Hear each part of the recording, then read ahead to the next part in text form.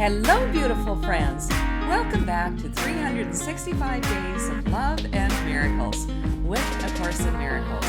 My name is Arlene Geres, and I am so glad that you are here. Please remember to listen right until the very end because we have a special treat for you. And if you enjoyed today's video, please click like and subscribe down below because this helps others to find us on YouTube. Today's lesson is lesson number 167. There is only one life, and that I share with God. This lesson is reminding us that we cannot be in two places. We cannot be thinking with the mind of the ego and be thinking with the mind of God. Since the ego is an illusion and it is not real at all, we only have one true way of thinking, and that is with the mind of God. Let's read today's lesson. There are not different kinds of life, for life is like the truth. It does not have degrees. It is the one condition in which all that God created share. Like all his thoughts, it has no opposite. There is no death because what God created shares his life. There is no death because an opposite to God does not exist. There is no death because the Father and the Son are one. Let's talk about it. We are an idea in the mind of God. There is no death. We have been here since the beginning of time, and we will continue to be here throughout all eternity. There is no death because God created you and God created me. God is forever, and so are you, and so are I, and so am I. It's amazing what comes out of your mouth sometimes, isn't it? Let's keep reading. In this world, there appears to be a state that is life's opposite. You call it death.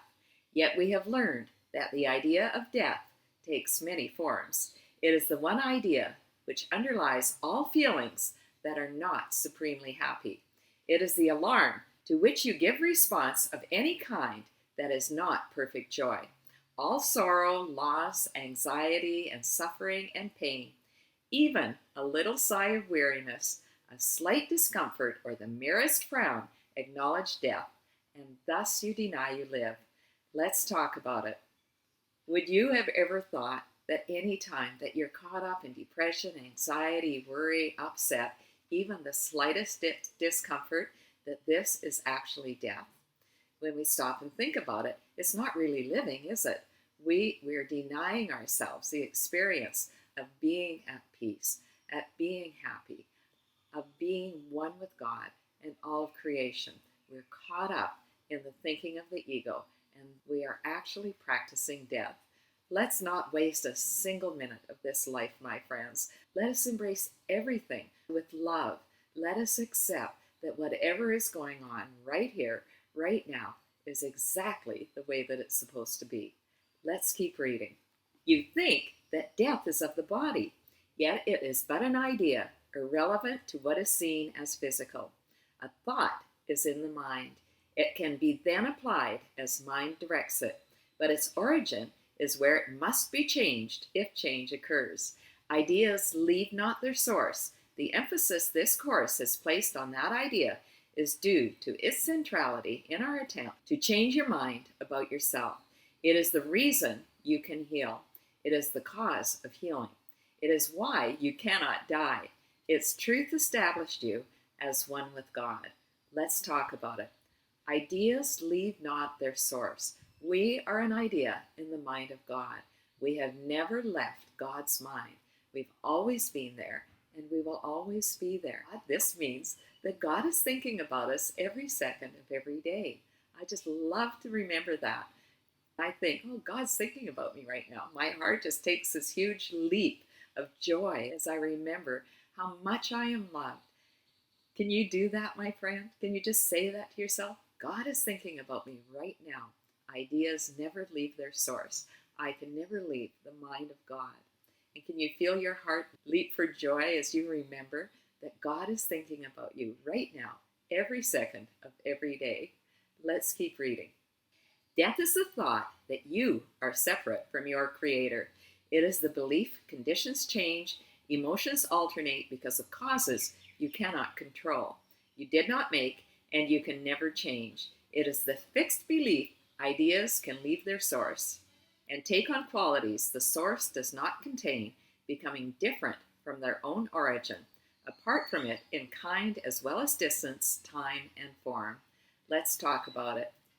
Remember, the ego speaks first and the ego speaks loudest. The ego wants us to believe that we are separate from God.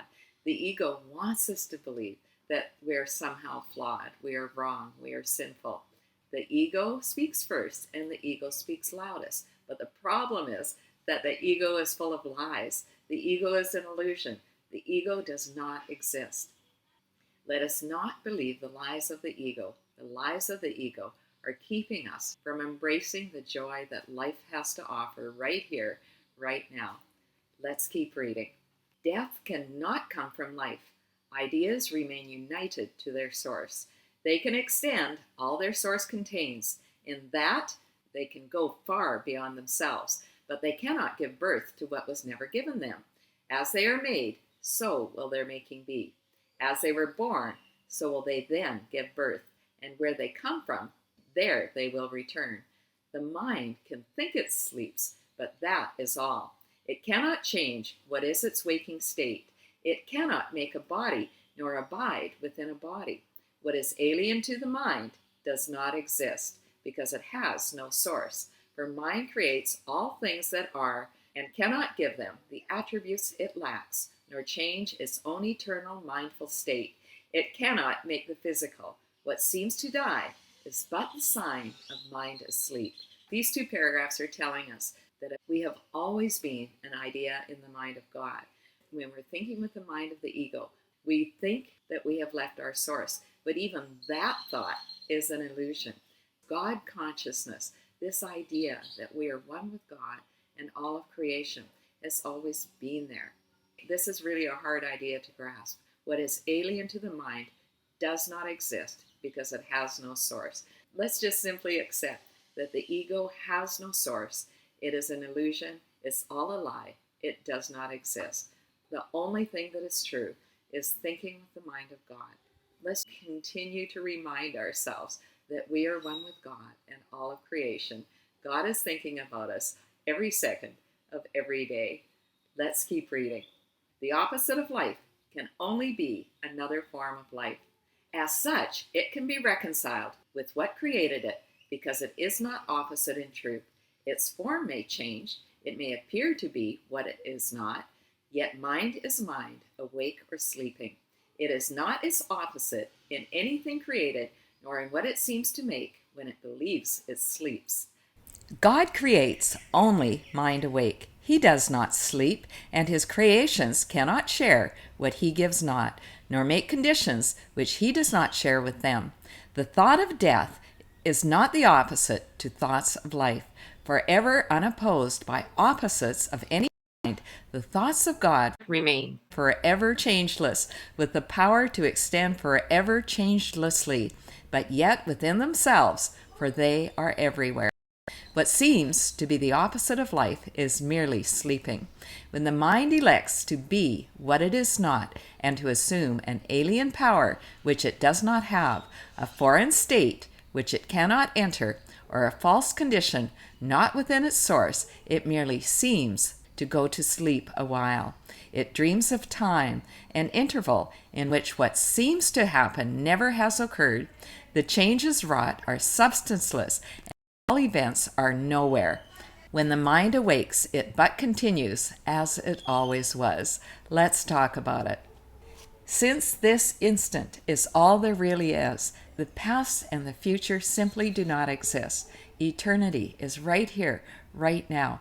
This sleeping mind also does not exist. God has only created the awake mind. Can you imagine what it would be like to be fully present every single second of every single day? This is what we're learning to do.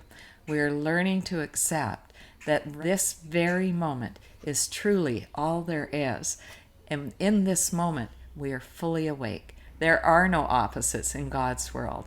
We do not allow our minds to go into anxiety, worry, or upset of any kind. We continue to practice the perfect present. When the mind awakes, it simply continues as it was. We are awakened beings. We are full of light. We are enlightened. Let's keep reading. Let us today be children of the truth and not deny our holy heritage. Our life is not as we imagine it. Who changes life because he shuts his eyes or makes himself what he is not because he sleeps and sees in dreams an opposite to what he is? We will not ask for death in any form today, nor will we let imagined opposites to life abide even an instant where the thought of life eternal has been set by God himself. His holy home we strive to keep today as he established it and wills it be forever and forever. He is Lord of what we think today, and in his thoughts, which have no opposite, we understand there is one life, and that we share with him, with all creation, with their thoughts as well, whom he created in a unity of life that cannot separate in death and leave the source of life from where it came. Let's talk about it. Let us not ask for death in any form today. Let's be aware any time that we slip into negative thinking, depression, anxiety, judging ourselves or others. Let us today be children of the truth and not deny our holy heritage as God's beautiful, beloved children. And let us remember that he is Lord of what we think today. Our minds are literally joined with God's mind. When we remember this, we only have God's thoughts. We no longer need our egoic way of thinking. We can let it go. Let's finish today's reading. We share one life because we have one source, a source from which perfection comes to us, remaining always in the holy minds which he created perfect. As we were, so we are now, and will forever be. A sleeping mind must waken as it sees its own perfection mirroring the Lord of life so perfectly, it fades into what is reflected there. And now it becomes no more a mere reflection. It becomes the thing reflected and the light which makes reflection possible. No vision now is needed, for the wakened mind is one that knows its source, itself, its holiness. Let's talk about it. We are awakened. We are enlightened. We are fully alive. We have turned our back on death. It simply does not exist in our mind. We see our own perfection mirroring the Lord of life so perfectly it fits into what is reflected there. We accept our oneness with God and all of creation. We accept that we are reflections of God's love. We let our light shine for all the world to see. No vision now is needed, for the wakened mind is one that knows its source, its holiness. Do you accept your holiness, my friends? Do you accept that your mind is awake? There is one life, and that I share with God. Let's talk about our practice sessions for today. First thing in the morning, last thing, just before we go to sleep, we want to read or listen to today's lesson and then sit in meditation for as long as we please. The longer we sit, the more we hunger to spend this time with God. For our hourly practice sessions, often in between, and especially when we're upset for any reason at all, we remove ourselves from the situation. We say today's idea, there is one life, and that I share with God. Then we sit quietly for a minute or two as we allow this idea to sink deep into our beings. Thanks so much for listening right until the end, my friends. If you enjoyed today's video, please share the love. Tell someone about these videos. Encourage them to start at lesson 1 and only do one lesson a day. Are you ready for our special treat? Let's enjoy another visit at the Butterfly Sanctuary. Yeah, but this is nothing. You can go after it. Our guide is telling us this is nothing. Okay. We need to keep walking. Okay, well, But I it's- can appreciate this at this moment because it's definitely more than I've ever seen.